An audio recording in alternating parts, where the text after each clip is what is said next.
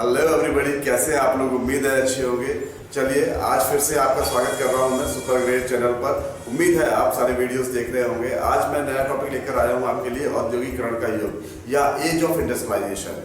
ये युग जो था, इस युग में ब्रिटेन और वेस्टर्न कंट्रीज ने, यूरोपियन कंट्रीज ने एक नए एरा में पैर रखा था, एक नए युग में कदम रखा था, जिसका नाम था औद्योगिकरण का युग।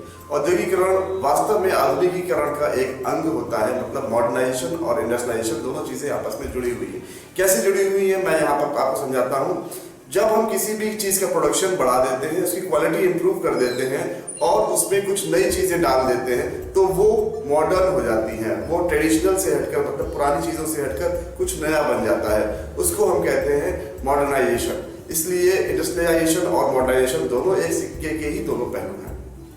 अब सुनिए आगे। औद्योगिकरण की प्रक्रिया मानव कल्पना के साकार होने के विभिन्न चरणों के फलस्वरूप अस्तित्व में आई। धीरे धीरे सब चीजें हुई। मैंने बताया पहले आपको कैसे नई जगहों की खोज हुई, कैसे नई चीजें बनी, कैसे नए मार्केट खोजे गए, कैसे नई जगह पर खेती करना स्टार्ट किया। अब जब खेती एक बड़े पैमाने पे होने लगी थी, अमेरिकाज में, ब्रिटेन में, अफ्रीका में और इंग्लैंड में, इन जगहों पे खेती बड़े पैमाने पर होने लगी थी, तो खेती में कई सारे सुधार भी आ गए थे। यहाँ पर आप देखेंगे कि खेती में हमने क्या किया, हमने यहाँ पर यूरिया, हमने यहाँ पे फर्टिलाइजर और हाइब्रिड सीड्स का इन्वेंशन यहाँ पर हो गया था। मतलब संकर बीज जो थे उनका हमने प्रयोग करना स्टार्ट कर दिया था, जिससे एक सबसे बड़ी प्रॉब्लम ये हुई थी कि जमीन की उर्वरता कम हो गई थी, उर्वरता कम होना शुरू हो गई थी। हम आज की डेट में भी इंडिया में हाइब्रिड सीड्स को यूज करते हैं, लेकिन हम उसका बुरा प्रभाव नहीं जानते कि काफी समय तक, मतलब 20-25 सालों तक अगर हम उसको डायरेक्ट यूज करते हैं तो कहीं ना कहीं हमारे जमीन की, हमारी पृथ्वी की क्षमता जो है, भूमि की उपजाऊ क्षमता, वो कम हो जाती है और ये एक बैड इफेक्ट डालती है। दो चीजें हैं, फर्टिलाइजर का यूज हमारे शरीर को भी नुकसान देता है और भूमि को भी नुकसान देता है। अब बढ़ते हैं आगे। देखिए दूसरी चीज यहाँ पर आई थी, यहाँ पर आया था एक न्यूक्लियर एरा। न्यूक्लियर एरा का मतलब होता है नाभिक ऊर्जा, नाभिकीय ऊर्जा। नाभिकीय ऊर्जा में जैसा कि आपने सुना पहले कि हिरोशिमा और नागासाकी जापान में 2 ऐसे शहर थे जो नाभिकीय ऊर्जा की तबाही के क्षेत्र बन गए थे, और वहां पर आज भी लोग जो है, कई सारे सालों तक लोग अपाहिज पैदा होते रहे। तो ये एक कुछ बुरे प्रभाव थे, बैड इफेक्ट्स थे। अब मैं लेके चलता हूँ आपको करंट टॉपिक पर। देखिए औद्योगिकरण से पहले भी कुछ चीजें थी। ऐसा नहीं था कि औद्योगिकरण का मतलब यह है कि बड़ी बड़ी मशीनें आई, कारखाने आए, सेटअप लगा दिया, प्रोडक्शन स्टार्ट हो गया तो औद्योगिकरण शुरू हो गया। नहीं, यहाँ पर क्या था, यहाँ पर यह था कि पहले से ही कुछ चीजें चल रही थी। मतलब हमने उद्योग बनाने शुरू कर दिए थे। फॉर एग्जाम्पल, अगर आप ये मत सोचिए कि अगर आप स्टील के चादरें बना रहे हैं फैक्ट्री में तो वही उद्योग है। आप अगर घर पे अगरबत्ती भी बना रहे हैं बिना किसी मशीन के तो वो भी एक उद्योग है। तो औद्योगिकरण की परिभाषा यहाँ पर समझ के रखिएगा। ये मत सोच रहे, माइंड में लाइए कि नहीं बड़ी बड़ी मशीनें लग गई थी, मशीनों के द्वारा काम होने लगा। वो तो लगी ही थी, लेकिन उससे पहले भी औद्योगिकरण हो गया था। मतलब हमने नए मार्केटों को खोजा था, तो वहाँ पे लोगों की पूर्ति करने के लिए, वहाँ के लोगों की जरूरतों की पूर्ति करने के लिए हमने ऐसे ग्रुप्स बनाने स्टार्ट कर दिए थे, हमने ऐसे क्षेत्र बनाने स्टार्ट कर दिए थे। वहाँ से हम सामान बनवाते थे और वो लोगों को सप्लाई करते थे। मतलब एक मर्चेंट या एक व्यापारी की तरह काम शुरू हो गया था। यहाँ पर क्या था मैं बता दूं, सबसे पहले विश्व में जरूरत पड़ी थी कपड़े की। आपको भी पता है औद्योगिकरण केवल कपड़े से ही स्टार्ट हुआ था। यहाँ पर क्या हुआ था, यहाँ पे जो टाउन्स थे, जो इंग्लैंड के या यूरोपियन अलग अलग कंट्रीज के जो टाउन्स थे, नगर थे, नगरों में व्यापारी कम जा पा रहे थे। व्यापारियों का अस्तित्व ना के बराबर था। वो इसलिए ना के बराबर था क्योंकि नगरों में बड़ी बड़ी कंपनियों का एकाधिपत्य स्थापित था। एकाधिपत्य का मतलब ये होता है कि उनकी वहाँ पे मोनोपोली थी कि केवल वही वहाँ पे सामान बनाएंगे और वही बेचेंगे, तो दूसरे का वहाँ पे टिकने का कोई सवाल ही नहीं होता। इसी कारण से लोगों ने गांव की तरफ रुख करना स्टार्ट किया। लोगों की कंडीशन वहाँ पर ये थी कि उनकी भूमि पर जो है बड़े बड़े लोगों ने कब्जा कर लिया था। वहाँ पे बाड़े बना दिए गए थे, गोदामें बनानी शुरू कर दी गई थी। तो वो, और दूसरी चीज ये भी थी कि वहाँ पर कई चीजें ऐसी हो रही थी जो जबरदस्ती इम्पोज करी जा रही थी। कई सारे टैक्सेस जबरदस्ती लगाए जा रहे थे लोगों के ऊपर। तो खेती भी कहीं ना कहीं उनको नुकसान ही दे रही थी, उनका जीवन यापन करने में सक्षम नहीं थी। अब जब मर्चेंट या व्यापारी आना शुरू हुए तो क्या हुआ कि गांव के क्षेत्र में व्यापारियों ने पैसा पहले दिया कि पहले पैसा लीजिए, जबकि जब किसान के पास पैसा होगा तभी तो वो कपास उगाएगा, जाहिर सी बात है। तो कपास के लिए उन्होंने पैसा दिया कि कपास उगाइए, और वहाँ से कपास लेके बुनकरों के क्षेत्र में गए, बुनकरों को दिया जाके कपास की, इससे आप सूत काटिए और उससे फिर कपड़ा बनाइए। अब ये काम सूत काटने के बाद कपड़ा बनाने का काम जो था वो मिलों में होता था। मतलब यहाँ पे आप देखिएगा कि सारे वर्ग जुड़ गए, एक बेसिक फार्मर भी जुड़ गया, एक जुलाहा भी जुड़ गया और फैक्ट्री भी जुड़ गई। तो इस तरीके से स्टेप बाय स्टेप हर चीज़ों को जोड़ना शुरू किया गया और इससे उनकी स्थिति भी सुधरी। क्यों? क्योंकि उन्हें कमाई का जरिया मिल गया था। तो यहाँ पर कई सारी ऐसी चीजें थी जो पहले से चल रही थी। अब पहले से चलती हुई चीजों को ही मॉडर्नाइज किया जाता है, उनको ही चेंज किया जाता है, तभी हम पहुंचते हैं औद्योगिकरण के युग में। कारखानों में के उदय में कपास ने बहुत अहम भूमिका निभाई थी। क्यों? क्योंकि सबसे पहले मैंने बताया कि सबसे बड़ी जरूरत थी उस समय कपड़े की। तो कपड़े किस लिए विश्व में सबसे ज्यादा डिमांड कपड़े की हो रही थी? चाहे वो छोटा देश हो, चाहे वो बड़ा देश हो, चाहे वो अमीर हो, चाहे वो गरीब हो, कपड़ा एक स्टेटस सिंबल बन गया था। अगर अमीर व्यक्ति है तो वो ढंग का कपड़ा पहनेगा और अगर गरीब व्यक्ति है तो वो अपना ढकने के लिए कपड़ा पहनेगा। तो यहाँ पर कई सारी चीजें ऐसी हो गई थी जो बदल रही थी और दुनिया को हर चीज में कपड़े की जरूरत पड़ रही थी। ब्रिटेन में सूती उद्योग और कपास उद्योग सबसे अधिक तेजी से बढ़ने वाले उद्योग बन गए थे। इंग्लैंड में औद्योगिक विकास बहुत तीव्रता से हो रहा था। इसमें कारखानों और औद्योगिक इकाइयों की महत्वपूर्ण भूमिका थी। अब धीरे धीरे कारखाने लगने स्टार्ट हो गए थे।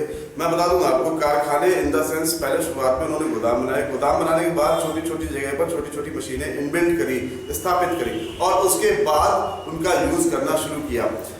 देखिए, जेम्स वॉट ने भाप इंजन की खोज करी थी। यहाँ पर भाप इंजन की खोज करने के बाद भी कई सालों तक वो भाप इंजन जो था वो खड़ा रहा था। एक्चुअली क्यों खड़ा रहा था मैं बता दूं आपको, क्योंकि जो भी बड़े लोग थे, जो भी उस समय व्यापारी थे या जो भी इंडस्ट्रियलिस्ट थे या जो भी बड़े सरकारें थी जो उस समय थी, वो उतना रिलायबल नहीं हो रही थी इन चीज़ों पे। मतलब इन मशीनों पे इतना भरोसा नहीं कर रही थी क्योंकि इन मशीनों की लागत बहुत ज़्यादा थी और ये काम उतनी एफिशिएंटली करते तो थे, समय की बचत तो जाहिर सी बात थी, लेकिन फिर भी लोगों को भरोसा नहीं हो रहा था कि आगे आने वाले समय में ये हमें फायदा पहुंचा पाएंगे कि नहीं पहुंचा पाएंगे।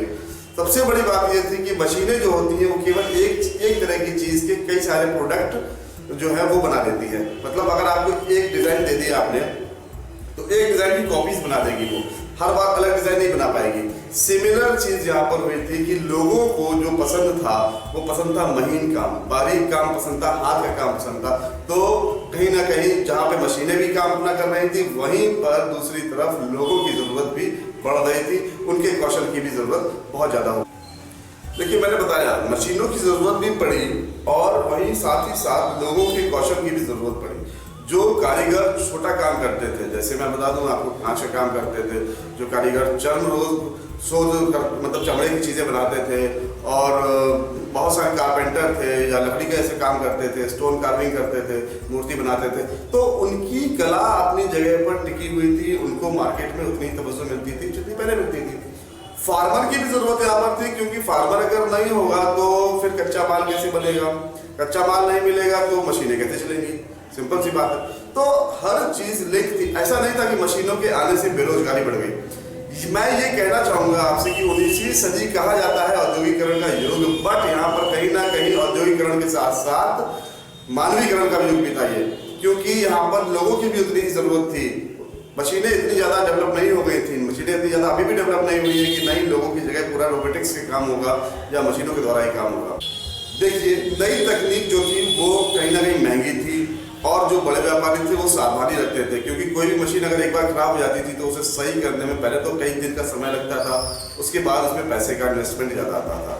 जबकि लोगों के साथ ऐसी कोई दिक्कत नहीं थी। अगर आप किसी वर्कर से काम कराएंगे तो शायद एक दिन बुखार आ गया तो अगले दिन सही आ जाएगा, या उसकी जगह किसी दूसरे वर्कर को बुला लिया, तो वर्करों की इतनी किल्लत नहीं होती थी। लेकिन मशीन के ऊपर अगर आप एक बार डिपेंड हो गए तो जब तक वो सही नहीं हो जाएगी तब तक आप काम नहीं कर सकते हैं। बाजार में प्रायः पाई जाने वाली डिजाइन और विशेष आकारों वाली वस्तुओं की बहुत मांग रहती थी, हमेशा से रही है, आज भी रहती है। तो वहाँ पर जो हस्तशिल्पकार थे या जो हाथ से काम करने वाले लोग थे, उनका वर्चस्व अभी एक अलग था, उनका मार्केट एक अलग था। उनके मार्केट को कहीं भी मशीनों ने इन्फ्लुएंस नहीं किया था। ये चीज़ें बहुत गुड़ हैं, बहुत जानने लायक हैं और इसको आप समझ के रखिएगा क्योंकि आगे आने वाले चैप्टरों में भी ये काम आएंगी। कुछ चीज़ें ऐसी थी जो कि ब्रिटेन या इंग्लैंड में बदल रही थी।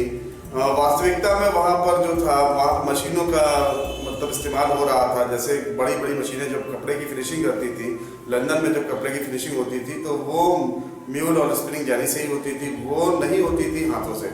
तो यहाँ पर वो चीज़ें डिपेंड करती थी कि अब मशीन कितने टाइम चल रही है या मशीन किस मौसम में चल रही है।